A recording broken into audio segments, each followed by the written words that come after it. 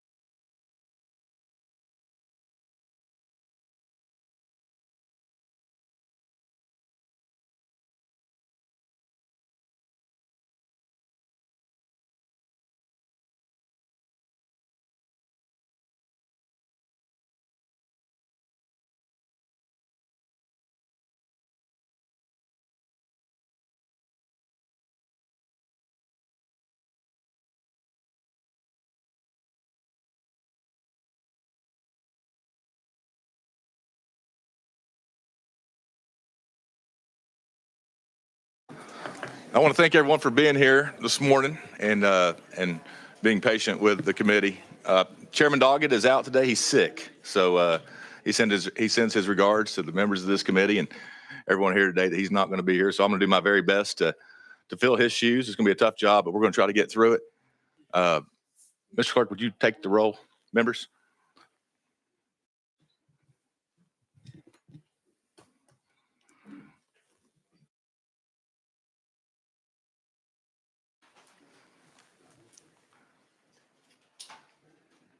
Very good. Mr. Clerk? Mr. Chairman, you have 7 members present. You have a quorum. Very good. And I couldn't start this committee without Mr. Muniz's words of wisdom. Sir, you're recognized. Good morning, everyone, and happy Wednesday. Today's words of wisdom come from the House Operations Director, Forrest Blackwell Hagemeyer. Every day is a blank canvas, and today can be your masterpiece. Y'all have a great day. Thank you, Mr. Muniz, for those words. All right, we got a few housekeeping issues to take care of, folks. Members, item 8, House Bill 1225, has been requested to be taken off notice. That's by Representative or Chairman Lafferty. So item 8, House Bill 1225, is off notice. Item 12, House Bill 907 by Representative Garrett. He's requested to be rolled 1 week. Without objection, rolled 1 week. Item 15, House Bill 305 by Representative Gillespie has been requested to be rolled 1 week. Without objection, rolled 1 week. Item 16, House Bill 696 by Representative Gillespie, requested to be rolled 1 week. Without objection, rolled 1 week. Item 21, House Bill 322 by Chairman Todd has been requested to be rolled 1 week. Without objection, rolled 1 week. Item 22, House Bill 729 by Chairman Kiesling, been requested to be rolled 1 week. Without objection, rolled 1 week. Item 23, House Bill 478 by Representative Butler, been requested to be rolled 1 week. Without objection, rolled 1 week. Item 27, House Bill 1346 by Representative Reeves, been requested to be rolled 1 week. Without objection, rolled 1 week. Item 41, House Bill 1106 by Representative Salinas, been requested to be taken off notice. Without objection, House Bill 1106 is off notice. Items 28, House Bill 1059. Item 44, House Bill 1341. Item 45, House Bill 1392. Item 46, House Bill 1394. Item 47, House Bill 1395. Item 18, House Bill 206. Item 19, House Bill 221. Item 20, House Bill 222, be rolled to final calendar 2. Any objection? Final calendar 2. With that said, we have item 1, House Bill, excuse me. We're going to back up just for a minute. We have a few folks in here. I should have recognized that. Members, any personal orders? Personal orders. Representative Ashley, you're recognized. I'd just like to recognize my sheriff from Spear County, Sheriff Hodges, and Chief Deputy Nathan Carr, and Deputy Chief Stephanie Hodges. Just want to welcome you.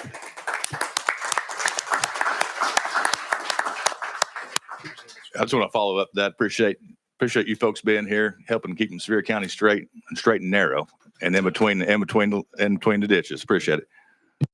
Representative Scarborough, you're recognized.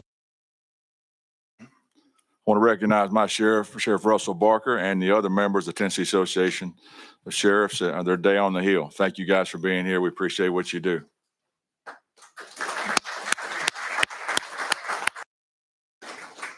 Representative Littleton, you're recognized. Thank you, Mr. Chairman. I have my sheriffs here from Cheatham and Dixon County, Sheriff Binkley and Sheriff Eads.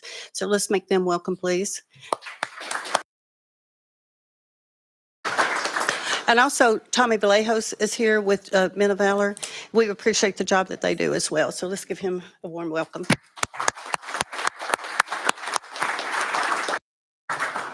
Representative Powell, you're recognized. Mr. Chair, if I could go back, you made a motion to roll bills to the last calendar.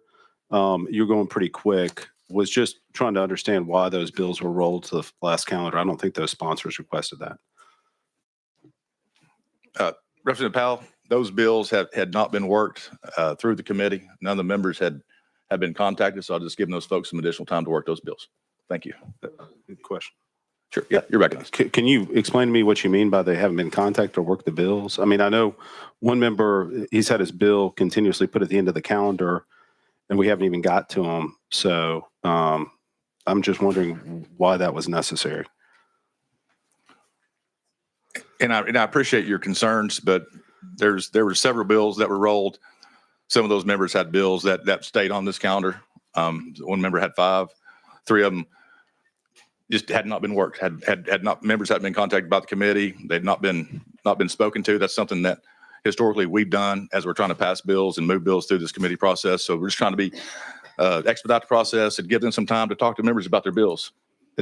If I could, Mr. Chairman, I think we hear bills, and I understand members want to be contacted, but there's a reason we have a committee system, and there's a reason why we do things in front of the public. And so those members have not had a chance to hear their bills heard publicly, and those bills, in my opinion, were unfairly rolled without their request or the sponsor asking for that to happen. I think also, I haven't gone back and looked because you went so quickly, but I believe everybody that was rolled was a member of my party. Could be wrong, but I wanted to understand why that was done. I've never seen that done in my, we came in together. I have great respect for you, but I've not seen that done in my now 13 years up here. And I will say that they were there was Republicans and Democrats on the list of rolls. So they weren't members of only the Democratic Party. Representative Lipson, do you have a point of order? You're recognized. I move that we go to House Bill 1089. Proper motion, proper second. Any objection? All right. And I want to recognize this one more thing before we do this. I got the Morgan County Leadership Group is here today. Appreciate you all being here. Thank you. Brings item 1, House Bill 1089. Representative Hicks.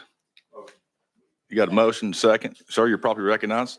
Looks like amendment 4598. Sir, would you like to add that? Thank you, Mr. Chairman. That is the amendment. Members got a motion, got a second. Any objection to adopting House Amendment 4598 to House Bill 1089? Seeing none. Amendments on. Excuse me. All those in favor of adopting House Amendment 4598 to House Bill 1089, say aye. Aye. Opposed, say no. Ayes have it. Now the amendment's on. You're probably recognized, sir. Thank you, Mr. Chairman. This bill aims to ensure that individuals convicted of certain criminal offenses undergoes a mental health evaluation as part of the court sentencing process. To better understand the mental health needs of offenders and ensure that appropriate intervention and treatment are provided. A mental health evaluation can reveal the underlying issues which may contribute to future criminal behavior. Providing a crucial mental health care could reduce the number of repeat offenders and improve the defendant's chances of rehabilitation.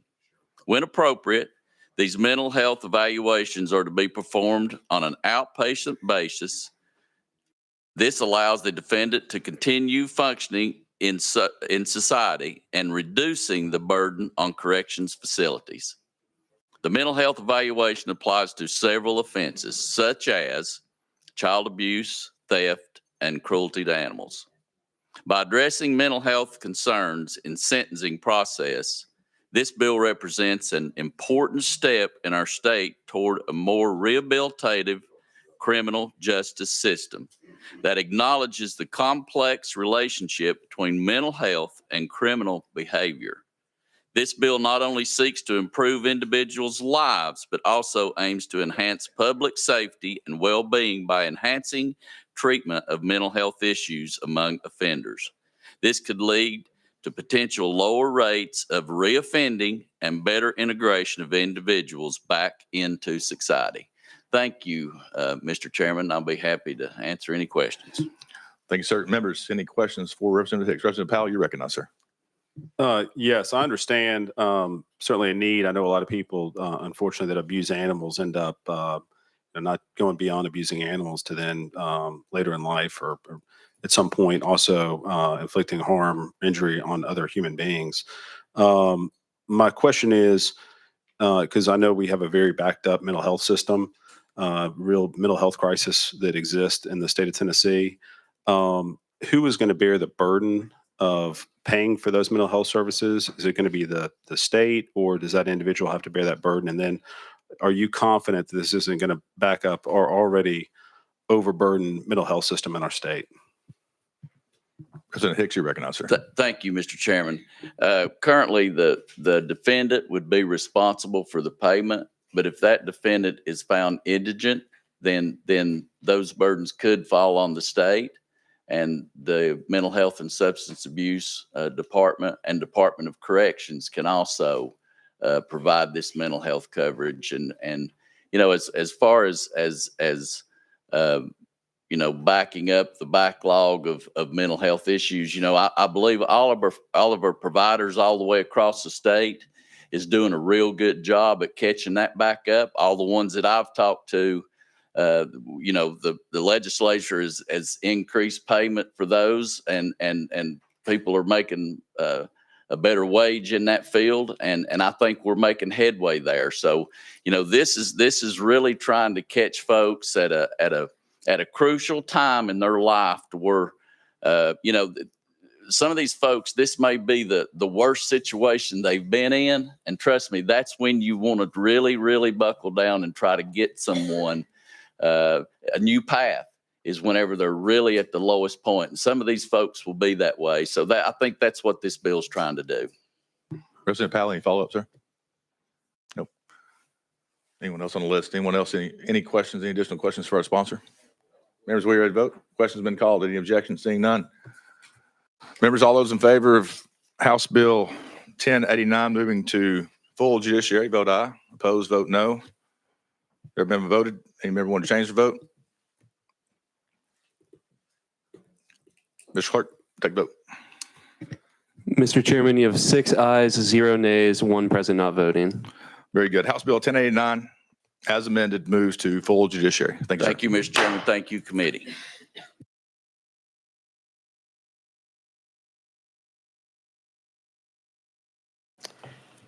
Next up, we have number 2, House Bill 1093 by Chairman Farmer.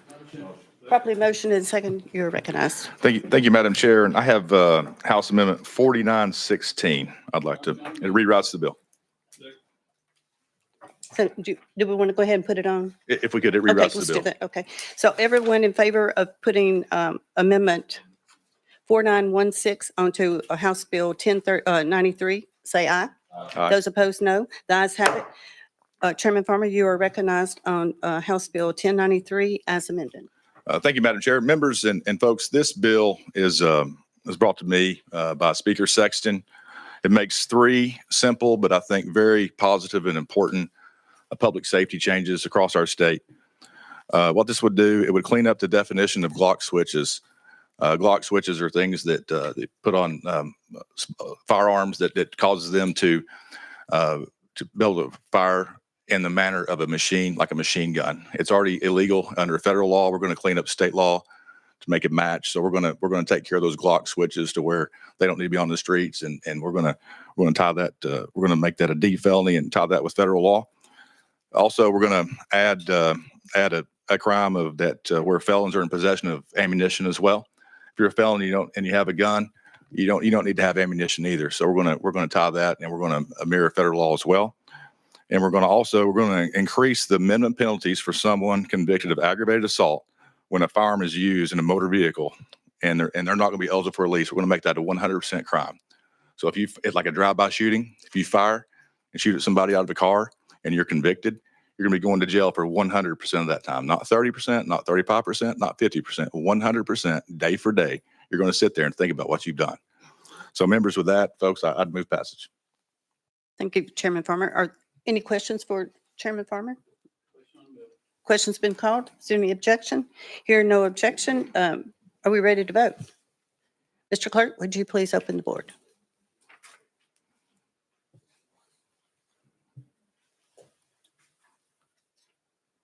Has everyone voted? Anyone want to change their vote? Mr. Clerk, would you please take the title? Madam Chair, you have 7 ayes, 0 nays. Thank you, Mr. Clerk. House Bill 1093, as amended, moves to judiciary pool.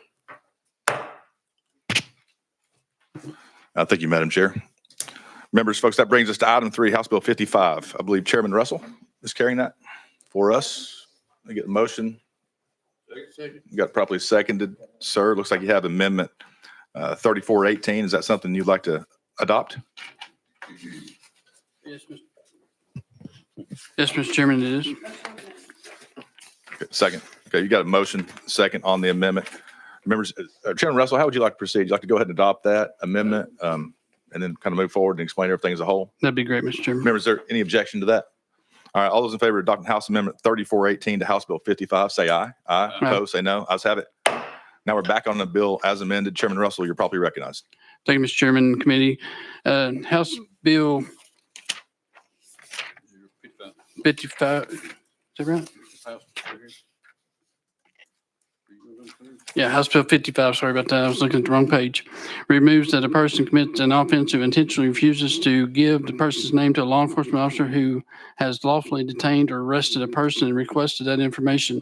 The amendment adds when a person commits an offense when the officer is lawfully engaged in the execution of official duties involving a lawful traffic stop, an active investigation, or an ongoing and immediate threat to the public. Mr. Chairman, I renew my motion.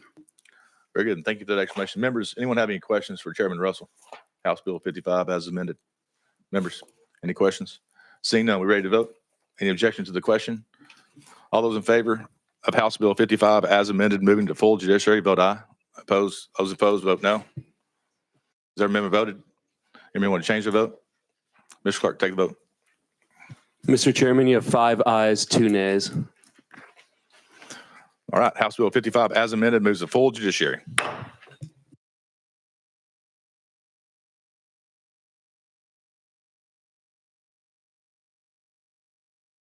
All right, members, items 4 and items number 5, item 4 and 5 by Leader Lamberth.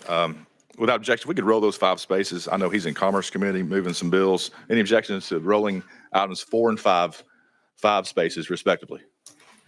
All right, so ordered. That brings us to item 6, House Bill 1177 by Representative Williams. So you got a motion and a second. And Chairman, I see 2 amendments here, 4595 and 5109.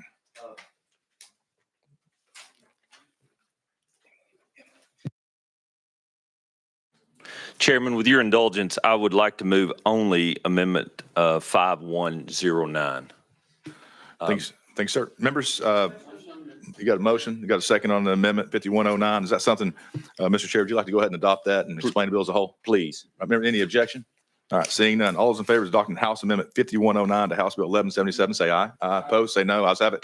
Now we're back on the bill as amended. You're probably recognized. Thank you, Chairman and members. House Bill 1177 is a follow-up bill to what this body passed last year known as Jillian's Law. As many of you may know, Jillian was shot and killed by someone who was incompetent to stand trial last year. And this is a follow-up to remedy an issue that was found over the summer as it relates to Jillian's Law. After this legislation passed, the courts realized there was a gap in the law for those who were found incompetent to stand trial.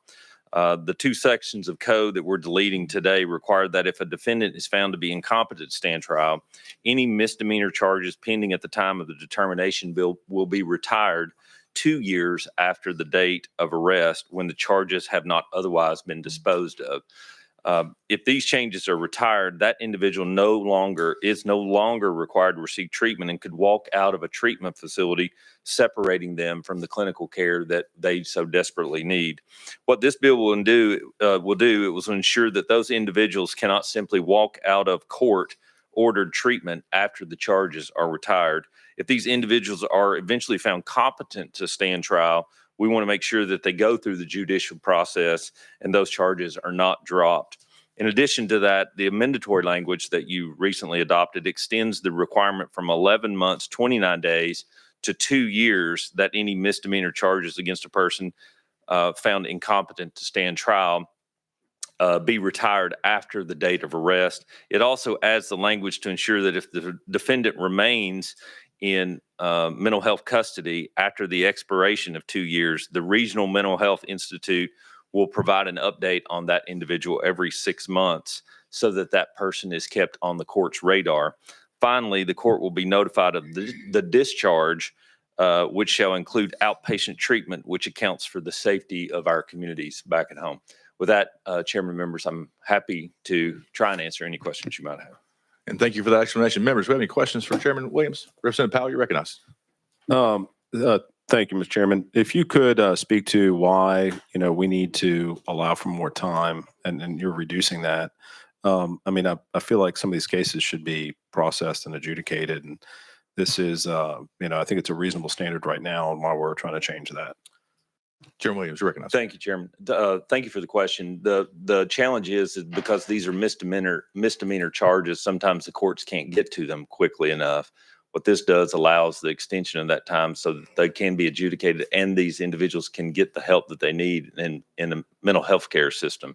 So that's the reason for it. And the amendment that 5109 is an amendment that we worked with the department on to make sure those in the Disability Coalition, those with mental health services get the help that they need, which is paramount in making sure that we adjudicate these cases. Representative Powell, any follow-up, sir? So just to be clear, are we changing this? Because I'm familiar with Julian's law and I think I actually voted for that. You did. But are we now changing this to expanding it from just felony to also misdemeanor with your amendment? Those misdemeanor charges were a part of the law last year. President Powell. Good. Members, anyone else? Any questions for Chairman Williams? We ready to vote? Any objections to the question? All right, seeing none. All those in favor of sending House Bill 1177 as amended to full judiciary, vote aye. Opposed, vote no. Every member voted. Any member want to change the vote? Ms. Clerk, take the vote. Mr. Chairman, you have 5 ayes, 1 nay, 1 present not voting. Very good. Congratulations, sir. House Bill 1177 as amended moves to full judiciary. That brings to item 7, House Bill 1200. Dr. Kumar, you got a motion and a second. And sir, I see House Amendment 4282. That is correct. You've got a motion and a second. That's something you'd like to go ahead and adopt that and explain that bill as a whole? Yes, sir. Okay, very good. Members, any objection to adopting House Amendment 4282? Seeing none. All those in favor of adopting House Amendment 4282 onto House Bill 1200, say aye. Aye. Opposed, say no. Ayes have it. Now we're back on the bill as amended and you're properly recognized. Thank you, Mr. Chairman and committee. This bill is the result of a major tragedy that happened in our community about 3 years ago. The bill is named as Savannah's Law. Savannah was a young lady who worked at the sheriff's department for about 4 years.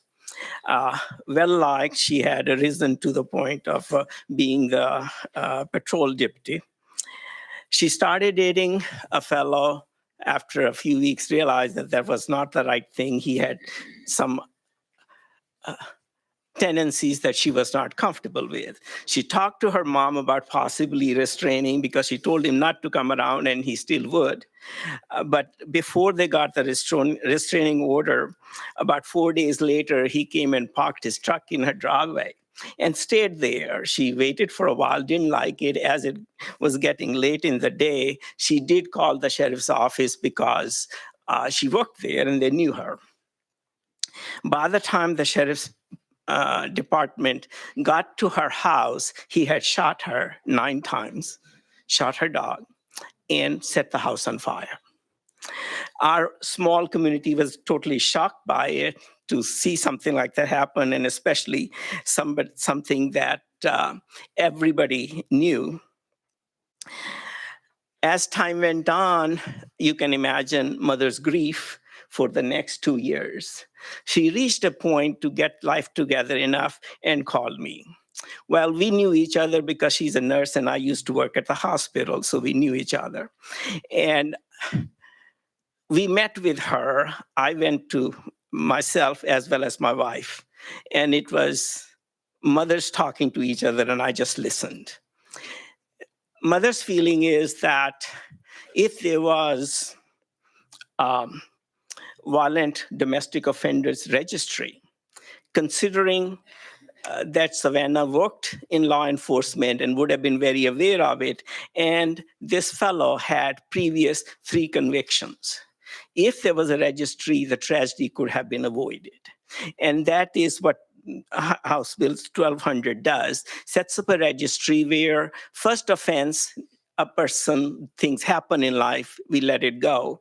For the second offense, a person would be listed on domestic violent offenders registry for 5 years. And then there's a graduated scale where a longer and longer time will be spent. The person's photograph would be on the registry, but not any personal ID information or social security numbers and so on. The address would also not be there. And it would list where the event happened and when it happened, the year it happened. The victim's identity, of course, is completely protected. The committee was kind last year, and we did get the bill passed in sub and full committee, and it was placed behind the budget. Funding was promised but didn't materialize. This year, we plan to work harder and get it funded. With that explanation, Mr. Chairman, I request that the family be allowed to say a few words. Very good. And I do have the family on the list to testify. Members, any objection going out of session? Hearing from Ms. Dobson. All right, without objection, we're out of session. Thank you. Ms. Dobson, believe in, and yes. Ladies, if y'all just come on up here, and if you'd like, just have a seat there and the chairs. That way both of y'all can sit down and just introduce yourselves to the committee and give you 3 minutes to have whatever, say what you want to say to us, and we'll listen, and we'll have unlimited time for questions. I really appreciate y'all being here. So, ma'am, if you just pull your microphone down when the red light's on, it's on. So you're ready to go. So just Thank you. thank you. Good morning, Chairman and Committee. My name is Kimberly Dodson.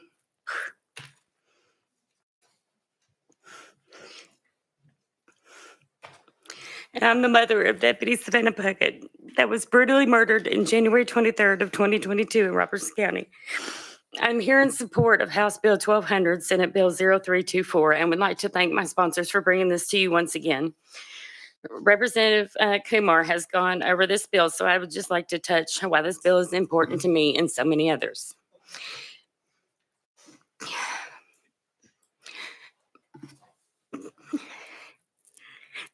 Sorry. Hey, just take your time. Take your time. So my beautiful daughter would have been 26 years old on March 10th of 2025, just 2 days ago. Instead, I was visiting her grave. Our family was celebrating her birthday graveside. Sad day for someone so young. As Dr. Kumar mentioned, Savannah worked for the Robertson County Sheriff's Office for approximately 4 years prior to her death. She had worked her way up the ladder until she finally promoted to patrol deputy. Savannah had met her murderer online, as most do nowadays. After a few dates, she noticed him being clingy, so she started to do some Google research about him and was not able to find anything except one charge that was not related to domestic violence. Savannah then tried to get away from him. He just kept showing up at her house. After her murder, we found out that he had multiple charges, including stalking, aggravated criminal trespassing, and domestic violence.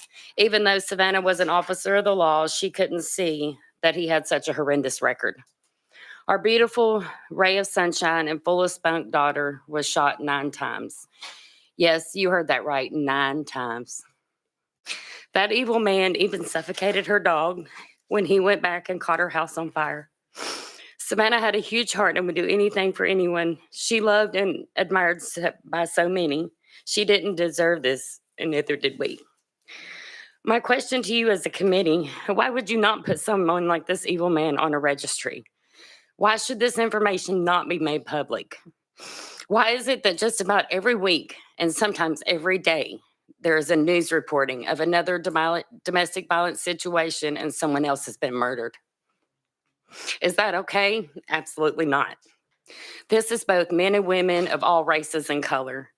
We currently have a sex offender registry, animal abuse registry, elderly abuse registry. Are you telling me that domestic violence victims don't deserve a registry? I understand the cost seems to be an issue, but how can you put a dollar amount on someone's life? With that being said, we're not asking for the registry to carry the ones that have an altercation with their sibling in the front yard or a mother and son having an argument. We are here to protect victims from the ones who have repeat offenses and have been convicted previously by a judge. We come to you today to ask for your support in passing House Bill 1200, Senate Bill 0324 to help protect domestic violence victims. What if this was your sister, brother, niece, mother, or even daughter? How would you feel? We as a community and state should stand up for our victims of domestic violence and any other violent crimes. Here with me today is Brittany Molinax. She actually dated the same guy right before my daughter, and she's here to tell her story. All right, Ms. Molinax, you're recognized. You got 3 minutes there. Good morning, Chairman and Committee.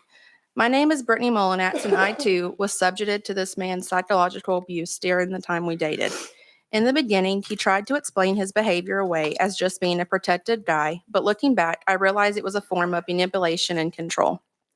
Under the guise of protection, he told me that he needed to know my locations at all times, as well as who I was with. He would call and text repeatedly whenever I was not with him because he said he deserved to know everything I was doing if he was not around. Knowing my locations, he would randomly start showing up where I was, stating that he needed to watch me. Over time, this turned into not being allowed to go anywhere without his knowledge or to eventually needing his permission. I spend a lot of my free time supporting my younger siblings at extracurricular activities. Eventually, I was no longer allowed to be alone, even at the little league baseball field. Once seated at a game, I was no longer allowed to get up except for trips to the bathroom, which he would walk me to. Next, he demanded full access to my phone and would quiz me on who I communicated with. If he did not like my answers or did not approve of who I was talking to, I was accused of being deceitful and a liar. He clenched his fist and began screaming at me, saying things like he should have never given me a chance. I did not deserve anyone. I was lucky to be with him, and he would not have to deal with me much longer. At the end of every date, he would walk me to my car and refuse to leave until I got on my phone to call my mom or a close friend. And he thought I was busy with them. I often wondered if he did this hoping that I would not notice him following me. We lived in 2 different cities in opposite directions, so there was no reason for him to be driving in my direction. He asked for my address several times, telling me he needed to have it so he could watch me anytime he liked. When I was not ready to share that information yet, he would scream at me saying I was an awful human being and he could not keep me safe without it. I was extra cautious to never mention where I worked for fear that he would show up there unannounced as well. Eventually, I ended the relationship, which he was not okay with. He began harassing me via nonstop calls, text, social media, etc., until I blocked him. Prior to this, I would have not thought that I could be a victim of domestic violence or psychological warfare. It happened seamlessly overnight and crashed me like a tidal wave. While physical bruises can heal, this has mentally scarred me and forever changed who I used to be. I now have a hard time trusting anyone in the dating world. I find myself constantly wondering when the next shoe will drop, afraid to let anyone in, afraid of being controlled, afraid of being torn down emotionally, afraid of being stopped, etc. I share my story in hopes that this will shine light on the fact that not all domestic violence is physical, so much as it is psychological and can escalate to tragedy. And thank you for that. Members, do we have any questions for our guests? Anyone? I'm seeing none. Ladies, thank you so much for being here. We genuinely appreciate it.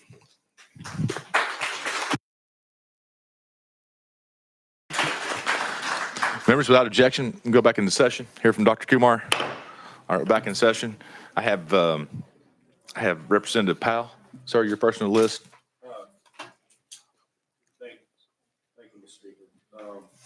Mr. Chair. Thank you, Mr. Chair.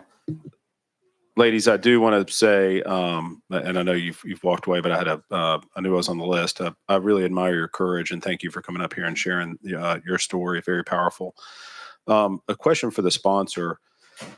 I'm in the housing business, and I know that oftentimes, we look and verify, check the sexual offender registry list. Do you anticipate? I want to make sure that we're avoiding, liability that might fall on housing providers.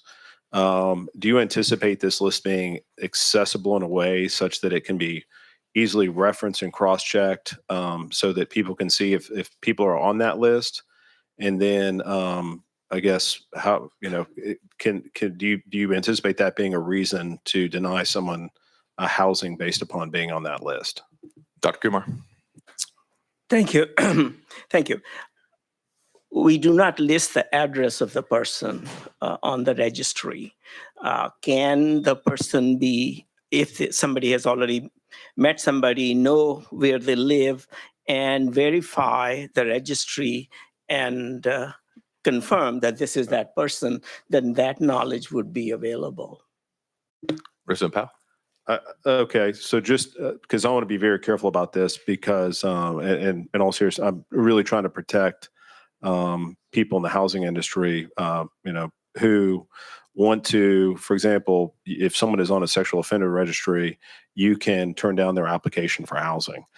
So how would someone be able to go in and uncheck this list to make sure that they're not putting somebody that's, repeat domestic violent offender, a sexual violent offender in their house if this list is published? How can they cross-check that to obtain that information? Sir, you recognize. Kindly explain what do you mean by cross-check? Go ahead. Sure. So if I can do a search, and if someone applies for housing in my community, I can see that they've been convicted of certain crimes. They're on a sexual offender registry, and then I can deny that person housing based upon those searches and that criteria.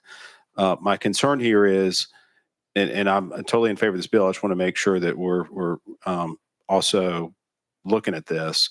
If I offer someone housing, and for whatever reason they're on this list, but I'm not able to tap into the list to make sure that they're not on the list, then I think you could be putting these housing providers. There could be some liability there because you want to make sure that this list. I understand you're trying to protect the address. I guess I understand. I don't know why you wouldn't, but there's got to be some identifiable information, and we can maybe ask legal about this, but I think there should be some sort of information so that those that provide housing can make sure that they aren't offering housing to these offenders that turn out to be on this list, but they couldn't discover the fact that they were on the list because it's not accessible in an accessible way. Chairman, come on. Yes, thank you.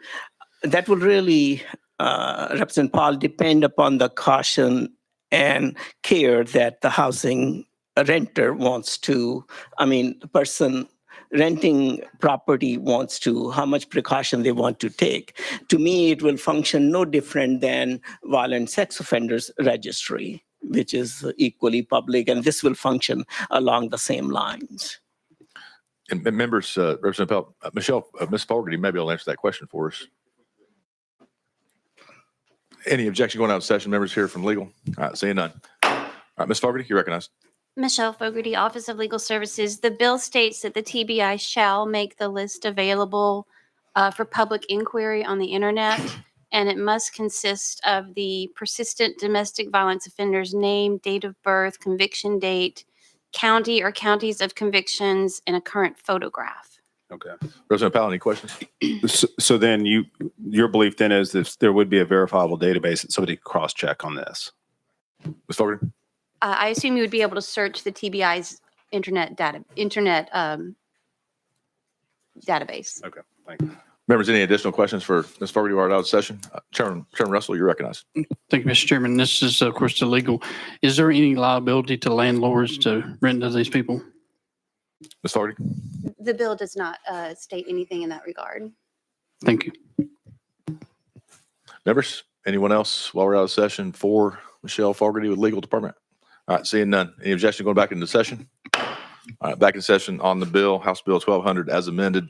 Chairman Kumar, you're recognized for any remarks you may have. Well, thank you. I just want to say the idea of the bill and the reason for it is to protect citizens. so that they do not fall into a bad relationship or a bad trap, or they are aware enough to protect themselves.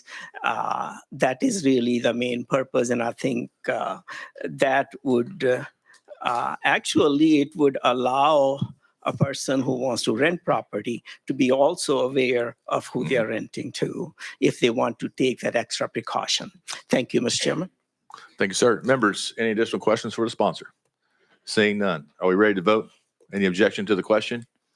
Seeing none. All those in favor of sending House Bill 1200 as amended to full judiciary, vote aye. Those opposed, vote no. Has every member voted? Any member want to change their vote? Ms. Clerk, if you take the vote. Mr. Chairman, you have 7 ayes, 0 nays. Very good. Congratulations, sir. House Bill 1200 as amended moves to full judiciary. Thank you, Mr. Chairman and committee.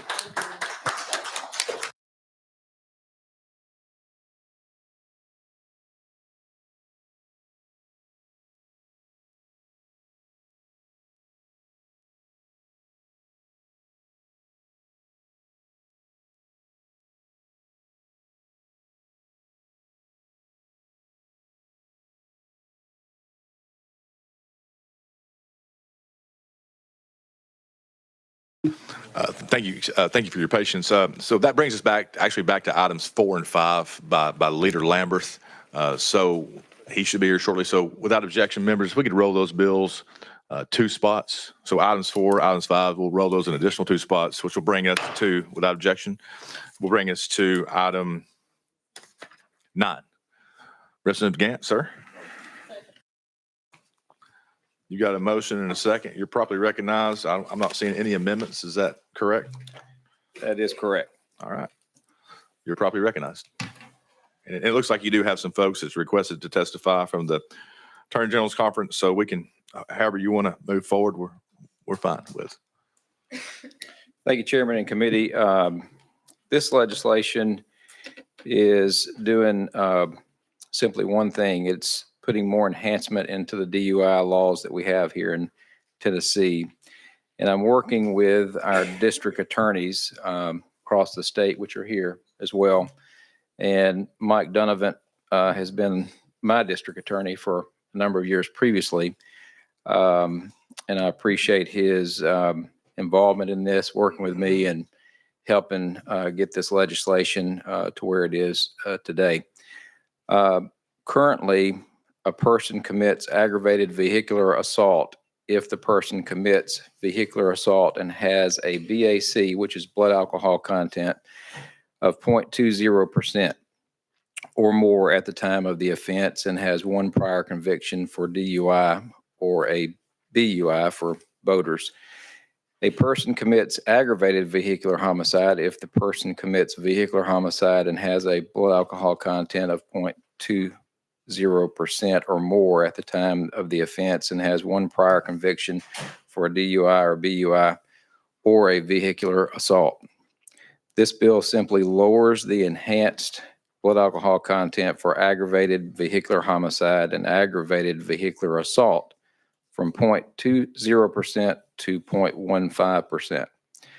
Lowering the enhanced blood alcohol content holds individuals accountable for driving with significantly impaired judgment and motor skills. It sends a strong message, Mr. Chairman and committee, that being twice the legal limit will have a serious legal consequence for you if you choose to do that.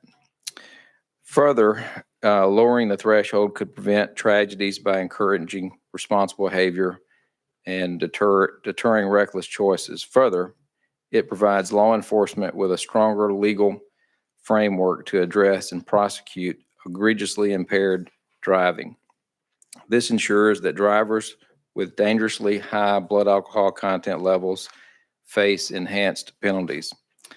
This change emphasizes a commitment to preventing impaired driving and reducing the number of serious accidents caused by drunk drivers. Safer roads benefit everyone, from families traveling together to daily commuters. We're all part of that. Lowering the threshold for enhanced blood alcohol content encourages drivers to consider the consequences of excessive alcohol consumption before getting behind the wheel. And in conclusion, this bill simply lowers an enhanced blood alcohol content level for aggravated vehicular homicide and aggravated vehicular assault from 0.20% to 0.15%. This ensures that egregiously impaired drivers will face enhanced penalties and deter drivers from driving intoxicated. And with that, Mr. Chairman and committee, I move passage. Very good, and thank you for that explanation. We do have folks from Attorney General's Conference here if we have any questions for them. If not, then we can direct questions to the sponsor. Members, any questions on the bill? Chairman Russell, you recognize, sir. Thank you, Mr. Chairman. I think the sponsor done an excellent presentation. I move to vote. Question on the All bill. right. Question's been called. Any objection to the question, members? Seeing none. All those in favor of sending House Bill 190 to full judiciary, vote aye. Opposed, vote no. Does every member vote? Any member want to change the vote? Mr. Clerk, take the vote. Mr. Chairman, you have 7 ayes, 0 nays. Very good. Representative Gant, House Bill 190 is moving to full judiciary. Thank you, sir. Chairman. Thank you, committee. Members, that brings us to item 10, House Bill 71. Got a motion and a second. And members, the sponsors requested that we move this to a summer study. Any objection to House Bill 71? Second, so any objection to summer study, House Bill 71 being summer study? Oh, excuse me? Yes, sir.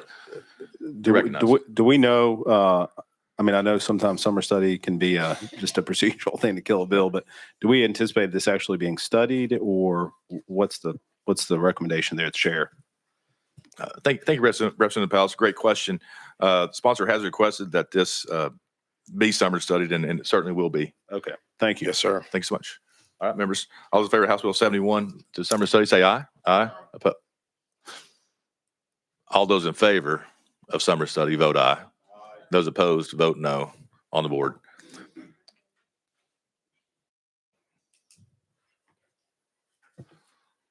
Every member voting, any member want to change the vote? All right, Mr. Clerk. Mr. Chairman, you have 6 ayes, 0 nays, 1 present not voting. Very good. House Bill 71, summer study. Chairman, thank you, committee.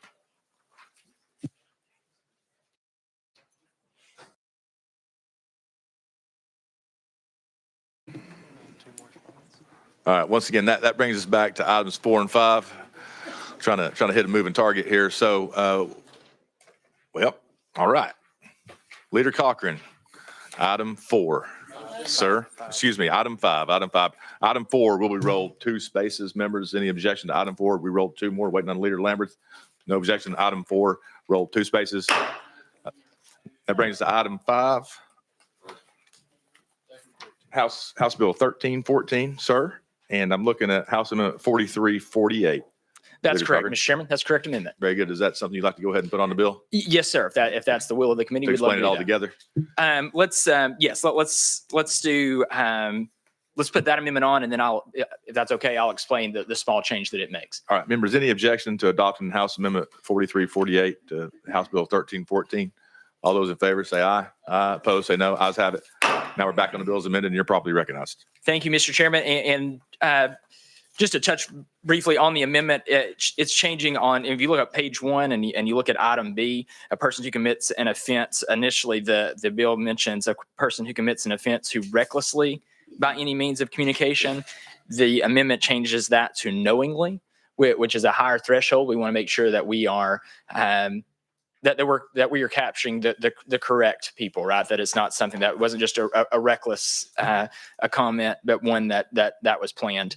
And to talk about the overall goal of the bill, law enforcement agencies statewide routinely investigate incidents of persons that use threats and mass violence as a means of intimidation toward government officials and civilians. But currently, our state does not have a specific criminal offense or penalty for persons who make those terroristic threats with the intent to intimidate or coerce the population. So this proposed legislation seeks to criminalize threats to commit any violence intended to cause terror. The goal with this proposal is to deter similar behavior and prevent acts of terrorism before they happen. Again, often what we will maybe sometimes after an attack that you'll see reports of, well, they said this and, they made these types of threats, but there's really nothing that we could do because nothing had happened. This gives law enforcement an ability to intervene based on the knowing that someone making a knowing threat of mass violence. Again, this is not intended to go after just some passive comment or some reckless comment. But if you knowingly make a comment and have the means to carry that out, this allows law enforcement to intervene. With that, I will yield to any questions. Very good. Members, any questions on House Bill 1314? Representative Powell, you recognized. I have two questions. One is, could you speak to the jurisdiction of this law? I mean, I know if someone posts on a website, do we have to show that they, would the harm have to be to a building or person in the state of Tennessee? Would the person have to be in the state of Tennessee when they made the post? Can this also apply to someone that does not reside in our jurisdiction? And could law enforcement go after that person even though that person resides outside the state? Because a lot of times people can, with the internet, obtain information, post it, and they not even be here. But I, just wondered if you could speak to that, how that applies. Sure, and I could go into a little bit more depth in the bill regarding jurisdiction. Though I want to make sure that I don't misspeak. We do have the Department of Safety here to testify, and I think they could probably give a better expert testimony on that if that's the will of the committee. Sounds good. Members, do we want to hear from the Department of Safety? Yes. All right, sounds good. Any objection to going out of session, hearing from the Department of Safety? Seeing none.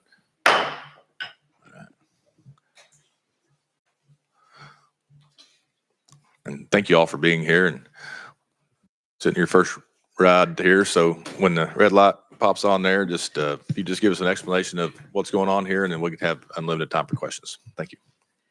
Elizabeth Stroker, Legislative Director, Assistant General Counsel for the Department of Safety. And to your point, Chairman Powell, we've seen situations like that before where threats have come in from other states or people outside of Tennessee, and the department, when there are crimes we actually can investigate. This would obviously be a new one. We work with our partners in those other states to bring charges to those individuals. Representative Powell. So you're saying most law enforcement agencies in other state obviously will work collaboratively to try to either bring those people to justice or to launch an investigation to find out who posted it, how, when. Yeah. Yes. Deputy Commissioner Greg Mays, Tennessee Office of Homeland Security. Yes, you're absolutely correct. And a lot of crime these days crosses jurisdictional boundaries, especially with the way we communicate these days via email, telephone. It's very, it's not uncommon at all to have all manner of crimes that cross jurisdictional boundaries. So a terroristic threat or threat of mass violence would be no exception. And in a case like that, we would work with our law enforcement partners, whether they be federal partners or local partners in another state.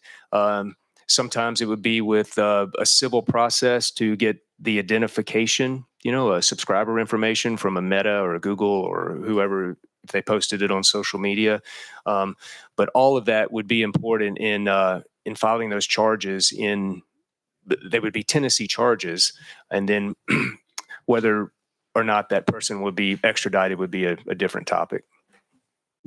Representative Powell. Yes. One follow-up question regarding juveniles. I know obviously I have my daughter, actually her school and several other members of this body. We all, our children attend the same school. There was a threat called in to that school. I'm very grateful for law enforcement for investigating that. Can you speak to, because I know we've also passed another bill that kind of addressed that, how these two would work together to deal with that issue of mass violence done by a student? As much as I'm for that, the only concern here is maybe somebody that they had an intellectual disability that might have led them to do this. Can you speak to that? Yes, and thank you again for that question. I think in the case of people who commit crimes who have a diminished mental capacity for whatever reason, I do think some prosecutorial discretion would have to be exercised there, and it often is. People who make threats or who don't understand what they're doing are going to be treated a little differently, I think, in the system than those who do know what they're doing. And as far as the two laws and how they work together, there already is a law in the books about threats of mass violence against a school.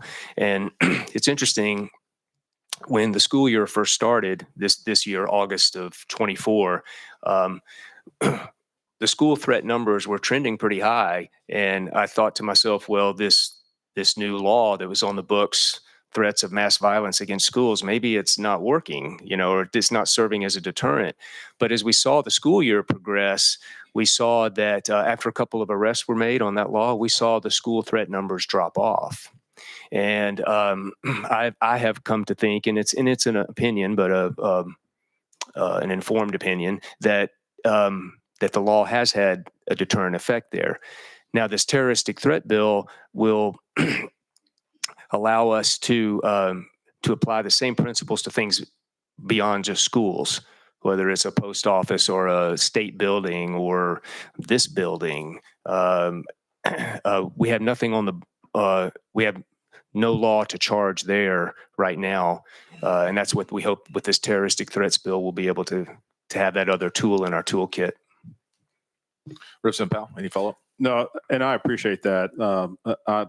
Again, there was as most people on this committee know, there was a school shooting in my district, very tragic, loss of life. And then there ended up being a repeat on social media, people saying they were going to have a repeat. And that screenshot ended up getting shared. And the next thing you knew, I know one school, they pulled hundreds of students, the parents did. I understand, and understandably why they did that. But, I think it's something we really need to take seriously. And it's good to hear that that is a deterrent. Anytime someone's threatening especially public places where we all want to come and conduct business and learn, that should be treated with the utmost seriousness. So thank you for answering my questions. Thank you. Very good. Members, do we have any additional questions? Representative Salinas, ma'am, you recognize. Thank you, Chair. Kind of going along with the schools stuff, here it says person. So how would this be applied to a juvenile population under the age of 18? Ms. Stroger? So this would be applicable to anyone who makes a threat. There is no age limit or restrictions around that. So it would be applicable if you've got 16, 17-year-old making a intentional threat to cause harm to a public place. Representative Salinas, any follow-up, ma'am? Okay, thank you. Very good.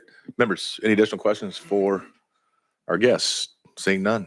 Thank you all so much for being here. All right, any objection to going back into session? Seeing none. All right, Leader Cochran, it's all yours.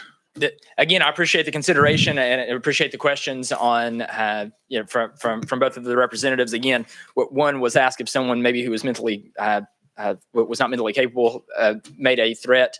I do think that amendment was important for that as well, as we change that threshold to knowingly make a threat. So again, I think putting that additional safeguard in there is important. But with that, I will yield to any further questions. Members, any additional questions? The question's been called. Any objections to the question? Seeing none. All those in favor of sending House Bill 1314 to full judiciary, vote aye. Those opposed, vote no. As amended, excuse me. House Bill 1314 as amended, vote aye. Those opposed, vote no. Every member voted. Any member want to change the vote? All right, Mr. Clerk, take the vote. Mr. Chairman, you have 5 ayes, 0 nays, 1 present not voting. Very good. House Bill 1314 as amended moves to full judiciary. Thank you, sir. Thank you, Chairman and committee. That brings us to item 11. Chair Lady Moody, House Bill 787. You've got a motion and a second on the bill, and I see House Amendment 3449, ma'am. Is that something you'd like to move forward with? Yes, sir. Members, we'd like to go ahead and put that on. Looks like we do. All those in favor of adopting House Amendment 3449 to House Bill 787, say aye. Aye. Opposed, say no. Ayes have it. Now we're back on House Bill 787 as amended. You're properly recognized. Thank you, and good morning to the committee and the chairman. This bill was brought to me by my General Sessions judge in Tipton County, Mo Eccles. And he is not new to being a judge, but new to being in this position. So he has seen the issues with people charged with DUIs And then they get caught in a vortex of the fines, the interlock system has issues. So his proposal is only for a study. This will not affect any of our DUI laws or the consequences. But what he wants to get his data and wrap his brain around is if we can help these people that start off not the most wealthy in our society usually, and they need just a chance to be able to drive to work. But after all their fines, all their sentences served, and I'll just read a little bit of what I have right here. He wants to name this, create the Distance to Drive Program Study Committee. And it's to determine the feasibility of implementing a Distance to Drive program that would facilitate reinstatement of suspended and revoked driver licenses for criminal defendants based on meeting the objectives set by the court and completing all the requirements set by the Department of Safety. It requires the committee to gather relative data and expert opinions on all matters pertaining to such a program and compile and submit a report to the General Assembly. So that's our request, just to allow us to have this study. Very good. Members, any questions for Chairlady Moody? Seeing none, are we ready to vote? Looks like we are. Members, all those in favor of sending House Bill 787 as amended to full judiciary, vote aye. Those opposed, vote no. Has every member voted? Every member like to change the vote? Ms. Clerk, take the vote. Mr. Chairman, you have 6 ayes, 0 nays. Very good. Looks like House Bill 787 as amended moves to full judiciary. Thank you. Thank you, committee. Appreciate it. Very good. Members, we'd move down to item 14, just out of order. Representative Travis has been patiently waiting there. Okay, gotcha. And then also, members, once again, we're back to item 4 by Leader Lambert. We're going to roll that. We're going to try 4 spaces this time. So without objection, members, can we re-roll item 4 an additional 4 spots? Let's see if that works. All right. Sir, and you're probably recognized Thank you, on Mr. House Chairman. Bill 706, and I see House Amendment 4354. Is that something? 4354, that's correct, sir. Very good. Members, like to go ahead and adopt House Amendment 4354? All right. Seeing no objection, all those in favor of adopting House Amendment 4354 to House Bill 706, say aye. Aye. Those opposed, say no. Ayes have it. Now we're back on the bill as amended. You're probably recognized. Thank you, Mr. Chairman. This bill creates 10 additional assistant district attorney general positions, 10 additional criminal investigating positions, and 10 assistant district public defenders positions to designated judicial districts containing a state correctional institute.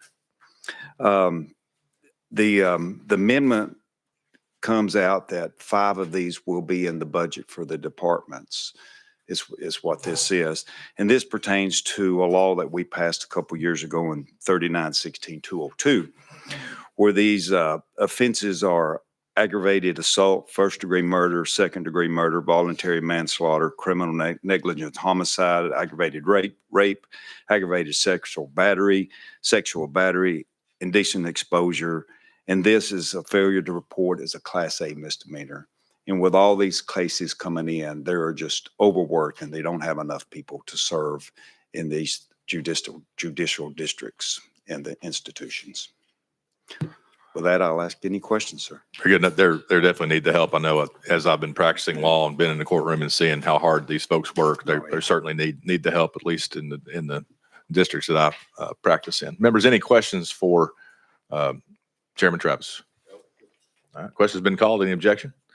Seeing none, looks like you're ready to vote to send House Bill 706 as amended to full judiciary. All those in favor say aye, or excuse me, all those in favor vote aye. Opposed, vote no. Every member voted. Any member want to change their vote? Ms. Clerk, take the vote.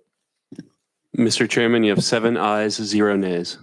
Very good. Looks like House Bill 706 as amended is moving to full judiciary. Thank you. Thank you, Mr. Chairman and committee. That brings us back to item 13. Representative Bolso, sir. It's House Bill 99, and I'm not seeing any amendments on this. There's a motion and a second. You're properly recognized. Thank you, Mr. Chairman. Good morning, members of the committee. This is a bill that seeks to strengthen our statute on unlawful photography. The bill actually passed this committee in its precise form last year, but has a fiscal note, so it got put behind the budget and was not funded. It does just a couple of things. First, it has a new provision with regard to the evidence and what happens to it once the criminal case is concluded. Under the current statute, the evidence is destroyed.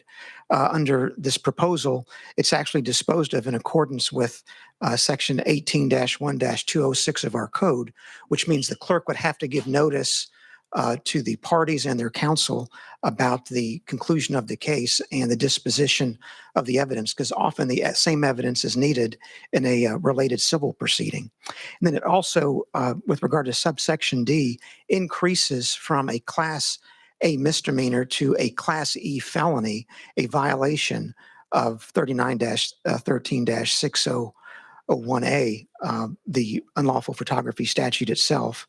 And the third thing that it does is that under the current statute, it's discretionary with the court as to whether or not a party convicted under the statute is placed on the sex offender registry.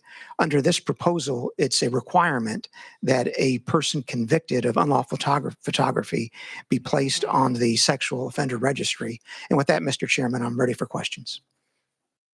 Very good. Thank you, Representative Bowles. So members, do we have any questions for sponsor? Representative Powell, sir. Yes. Representative Powell, you recognize, sir. Well, Thank you. Lowell, I'll get to you next. Very serious issue. Appreciate you bringing it. Can you speak to how this bill differs? I know we've also passed similar legislation, how they'll work together or separately. Could you speak to that, the other unlawful photography bills? Yeah, Representative Bowles, you recognize. Good question. Yes, I can. There are two other bills out there that address the same topic. We just passed on the House floor the bill that was sponsored by Representative Freeman. And that acts on Section 605 of the Act in two ways. It creates a tolling of the statute of limitations, and it also provides that someone who has committed this or is charged with this offense of unlawful photography can be the subject of an order of protection.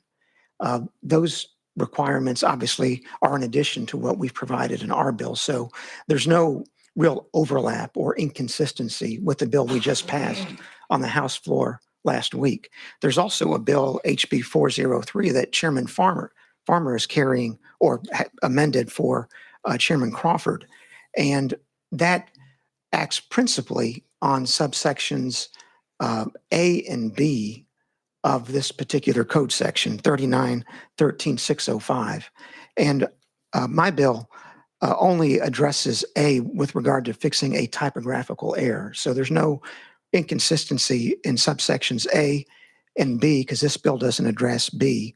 In subsection C, we deal with the evidence, which Chairman Crawford's bill does not. So there's no inconsistency there. There is some overlap when we get to subsection D because there, Chairman Crawford elevates the Class A misdemeanor to a Class D felony, which carries a higher fiscal note. The proposal I have raises it to a Class E felony, which provided for a lower fiscal note. And then, as I mentioned a moment ago, our bill requires that someone convicted be placed on the sex offender registry. Chairman Crawford's bill leaves that part of the statute as is, where it's simply discretionary with the judge. So there are three bills that address the statute in some form or fashion, but the only conflict that I've seen is that my bill raises the felony to a Class E. Chairman Crawford's bill goes to a Class D, so there'd have to be some reconciliation if they both were to pass and were funded. Representative Powell, sir.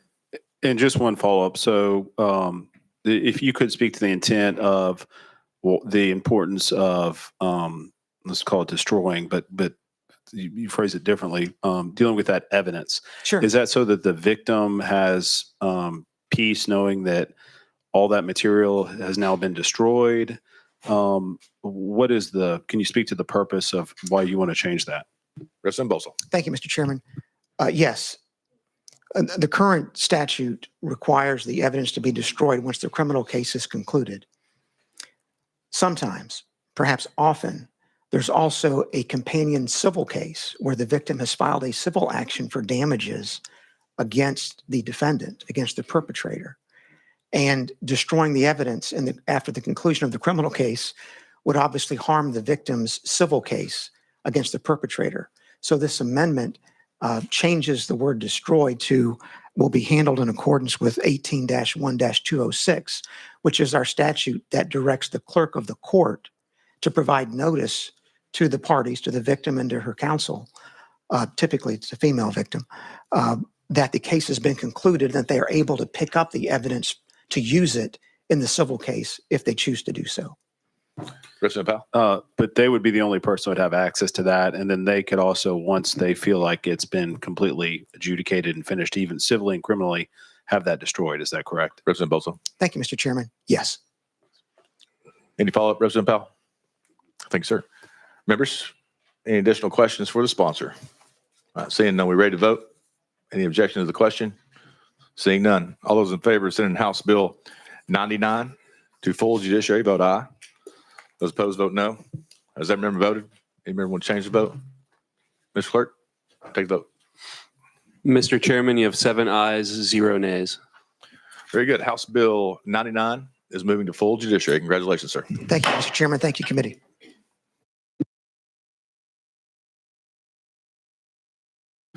Members, that brings us to item 17, and I see Representative Vice Chair Davis there. House Bill 49, item 17.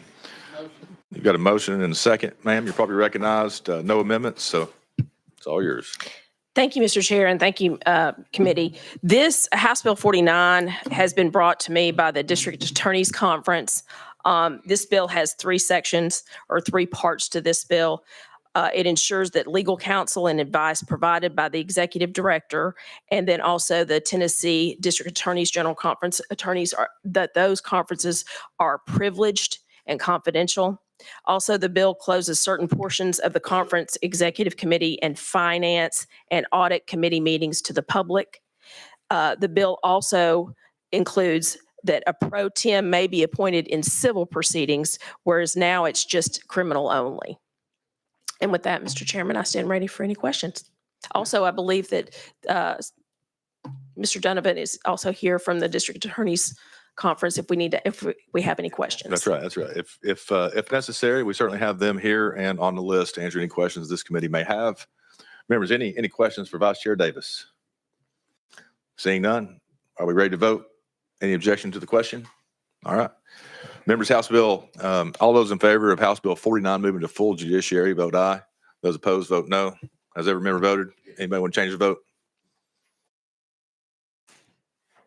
All right, Mr. Clerk, take the vote. Mr. Chairman, you have 7 ayes, 0 nays. Very good. House Bill 49 moves to full judiciary. Thank you, Mr. Chair. Thank you, committee.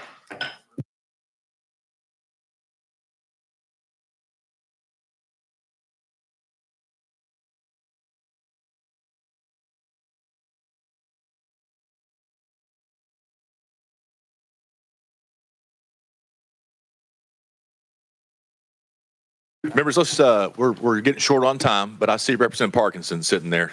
Let's item 29. If we could take item 29 out of order without objection, that is House Bill 361 by Representative Parkinson, and there's an amendment, sir. Is that something you'd like to adopt? House Amendment 4221. Yes, sir, Mr. Chairman. Members, very good. Got a motion. Got a second. All those in favor of adopting House Amendment 4221 to House Bill 361, say aye. Aye. Opposed, say no. Ayes have it. Sir, you're probably recognized. House Bill 361. Thank you, Mr. Chair. This bill simply makes it so that any court that is hearing a domestic violence case or assault case can issue an order of protection. Very good. This just allows them the discretion, another Yes, tool sir. in their toolbox to Yes, help people, protect Yes, people. sir. All right. And it's not mandatory. They Not can mandatory. if they see fit. Very good. Members, any questions for Representative Parkinson? Seeing none. Question's been called. Any objection? No objection. All those in favor of sending House Bill 361 as amended to full judiciary, vote aye. Opposed, vote no. Has every member voted? Anyone want to change their vote? All right, Mr. Clerk, take a vote. Mr. Chairman, you have 7 ayes, 0 nays. Very good. House Bill 361 as amended moves to full judiciary, sir. Thank you. All right, that brings us to where a good stopping point for us. So without objection, all remaining, excuse me, You got time to take that one? Yeah. I said item 30, members, without objection. House Bill 1166. Thank you. I need a motion in a second. Need a motion in a second. All right, you got a motion in a second, and you've got an amendment 4630. Yes, Mr. Chair. You want to go ahead and adopt that? Yes, Mr. Chair. All Next right. bill. Members, any objection? Do I have a motion in a second? House Amendment 4221. All right. Got a motion in a second. All right. We'll put it on. Any objection? All right. Members, all those in favor of adopting House Amendment 4630 to House Bill 1166, say aye. Aye. Opposed, say no. All right. Ayes have it. Thank you, Mr. Chair. All this bill does is ask law enforcement, whenever they investigate a scene of workplace violence, just to inquire as to whether or not there was any workplace bullying component to it. That's all it does. Okay. Just discretionary, allows just Yes, sir. another tool in the toolbox? Yes, sir. All right. For law enforcement. Yes, For sir. law enforcement, okay. Members, any questions? All right, seeing none, we ready to vote? Looks like we are. All right, all those in favor of sending House Bill 1166 as amended to full judiciary, vote aye. Opposed, vote no. Everyone voted? Anybody want to change their vote? Got it. All right, Mr. Clerk, take the vote. Mr. Chairman, you have 7 ayes, 0 nays. All right, very good. Congratulations, sir. House Bill 1166 as amended is moving to full Mr. Chair, can I judiciary. have just a point of personal privilege for this committee? Yes, sir. Yes, sir. My closest friend, Pastor Ricky Floyd, was gunned down this morning in Memphis, and I just wanted us to, and I apologize for being discombobulated and not really on my top game this morning, but if we can just take a moment of silence for Pastor Ricky Floyd, his wife, and his family. Okay, members, we're going to take a moment of silence for Pastor Ricky Floyd and his family. Thank you, Mr. Chair. Thank you, sir. All right, member, that brings us to the stopping point for today. So without objection, we're going to roll all remaining bills to next week's calendar, and we'll stand adjourned without objection.